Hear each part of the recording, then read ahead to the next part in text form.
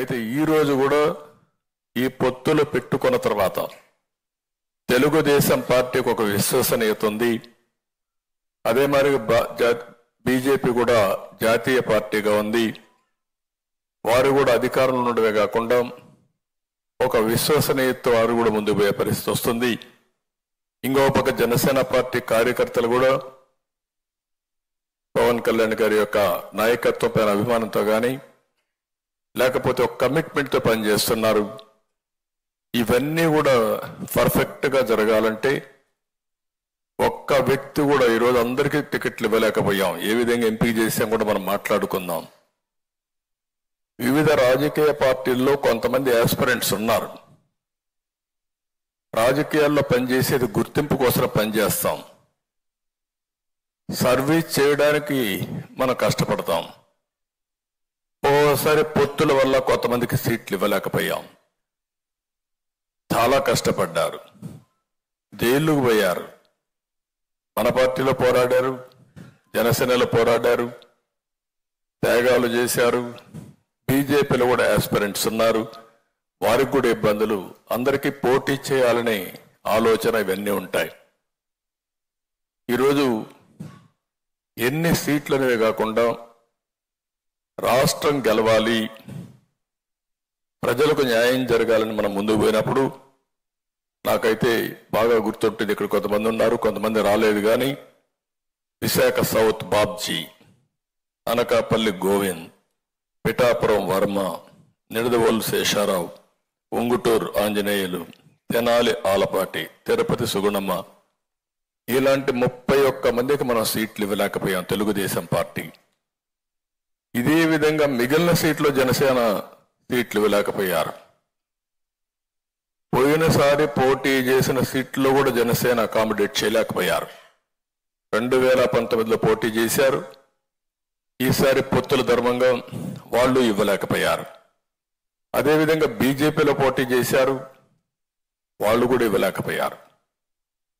అదే సమయంలో మీరు చూస్తే పాతపట్నం రమణ, శ్రీకాకుళం లక్ష్మీదేవి, మైలవరం దేవిని నుమ, పెదకూరపాడు శ్రీధర్, మన పార్టీలో సీట్లు ఇచ్చాం.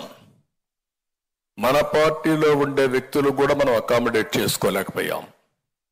ఈ విషయం మీరు గుర్తుపెట్టుకోవాల్సిన అవసరం ఉంది. అంటే వాళ్ళు కష్టపడలేదని కాదు, కష్టపడ్డారు.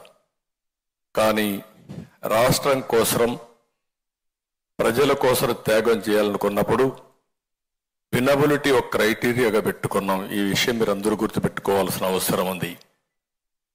ఈసారి ఎన్నికల్లో ఎంపిక చేసిన విధానం మీరు చూస్తే 3 పార్టీలతో పొత్తు పెట్టుకున్న తర్వాత, ముగ్గురం కూర్చొని ఒక నిర్ణయం చేసిన తర్వాత ఏ సీట్ ఎవరికి పోతుందో ముగ్గురం కలిసి, ఎందుకంటే వాళ్ళకు బలం ఉండాలి, మనం కూడా గెలవాలి, అందరం గెలవాలనే ఉద్దేశంతో ఇవన్నీ కూడా సెటిల్ చేసుకున్నాం.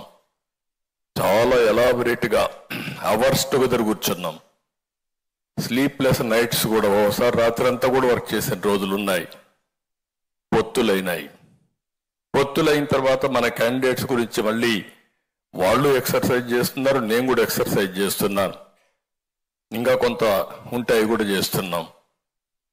పొత్తులైన తర్వాత నేను ఆలోచించిన విధానం మీరు చూసి, ఈసారి 3 పార్టీలు కూడా ఆలోచన ఒకటే, వినబిలిటీ. పెట్టిన అభ్యర్థి గెలవాలి. ప్రజలు ఓటేయాలనుకున్న ఓటేయించుకునే శక్తి, సమర్థవంతంగా ధీటుగా పోరాడే వ్యక్తి మనం పెట్టుకోవాల్సిన అవసరం ఉంది. ఎప్పుడు కూడా రాజకీయాల్లో అభ్యర్థుల ఎంపిక చాలా కీలకం. ఒకవేళ కానీ అభ్యర్థుల ఎంపికలో తప్పు చేస్తే మనం కొన్ని సీట్లు పోగొట్టుకునే పరిస్థితికి వస్తాం. ఆ యాంగిల్లో ఆలోచించినప్పుడు నేను చాలా ఎక్సర్సైజ్ చేశాం. ఈరోజు ఎప్పుడైతే ఎన్డీఏతో మనం పొత్తు పెట్టుకున్నామో, భాగస్వాములు అయ్యామో, అప్పుడు మీరు చూస్తే లోకసత్తా లాంటి పార్టీ కూడా మనకు సహకరించే పరిస్థితికి వచ్చారు. ఒకప్పుడు రాజకీయాల్లో బాగా ఎఫెక్టివ్గా పోటీ చేసిన వ్యక్తులు ఈరోజు స్వచ్ఛందంగా ముందుకొచ్చి ఎన్డీఏ రావాలి, ఈ రాష్ట్రంలో న్యాయం జరగాలని ముందుకొచ్చే పరిస్థితికి వచ్చారు. 3 రాజకీయ పార్టీలు కూడా అవస్థపడుతున్నాం. Social re-engineering. ఎందుకంటే ప్రతి ఒక్కరికి ఒక యాస్పిరేషన్ ఉంది, వ్యక్తులకు యాస్పిరేషన్ ఉంది, కొన్ని వర్గాలకు కులాలకు యాస్పిరేషన్ ఉంది. వాళ్ళను కూడా ఫుల్ఫిల్ చేయకపోతే వాళ్ళు కూడా ఫుల్గా ఈ రాష్ట్ర అభివృద్ధిలో భాగస్వాములు కాలేరు. మన మీద విశ్వాసం రాదనే ఉద్దేశంతో ఆ ఎక్సర్సైజ్ చేశాం. ఆ ఎక్సర్సైజ్ చేసినప్పుడు తెలుగుదేశం పార్టీ బీసీలు కానీ ఇంకా మిగిలిన వర్గాలు ఏవైతే ఉన్నాయో అవన్నీ కూడా అధ్యయనం చేసుకొని తగిన ప్రాతినిధ్యం ఇవ్వడానికి అన్ని విధాల ప్రయత్నం చేశాం. ఇంకొక పక్కన మీరు ఒకసారి ఆలోచిస్తే కొత్తగా రాజకీయాల్లో పొలిటికల్ రీఇంజనీరింగ్ కూడా చేయాల్సి వస్తుంది. నేను కొత్త వర్డ్ వాడుతున్నా. పొలిటికల్ రీఇంజనీరింగ్ వచ్చినప్పుడు సమర్థవంతమైన వ్యక్తుల్ని ఎక్కడికక్కడ ఎంపిక చేయకపోతే, ప్రజల ఆమోదం లేకుండా ఉంటే, ఒక్కొక్కసారి ఒక 5-10 సీట్లు కానీ వీక్ క్యాండిడేట్లు ఉన్నారు అనే పరిస్థితి వస్తాయి. మిగిలిన సీటు కూడా వీక్ అయ్యే పరిస్థితి వస్తుంది. గెలుస్తున్నారు అనేది వస్తే ఆటోమేటిక్గా ఇంకొక 5-10 సీట్లు ఎక్కువ గెలిచే పరిస్థితి వస్తుంది.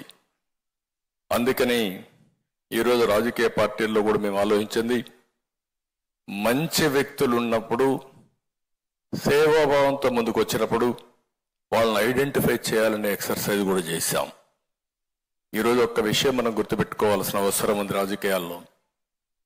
నేను 75 నుంచి చూశాను, 83, 85, 89 మేమైతే అన్ని విధాల ప్రయత్నం చేసి ఈ యొక్క సోషల్ రీఇంజనీరింగ్ కోసం ఎతికి ఎక్కడ సమర్థులు ఉన్నారో వాళ్ళని వెలికి తీసుకొచ్చి సీట్లు ఇచ్చి గెలిపించుకున్న సందర్భాలు.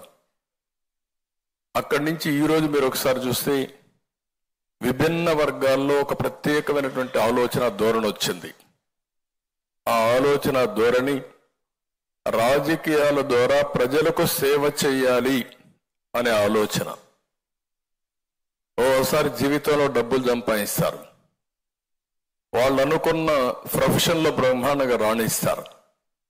కడాన సమాజానికి సేవ చేయాలి, సమాజంలో కూడా గుర్తింపు తెచ్చుకోవాలన్న ఆలోచన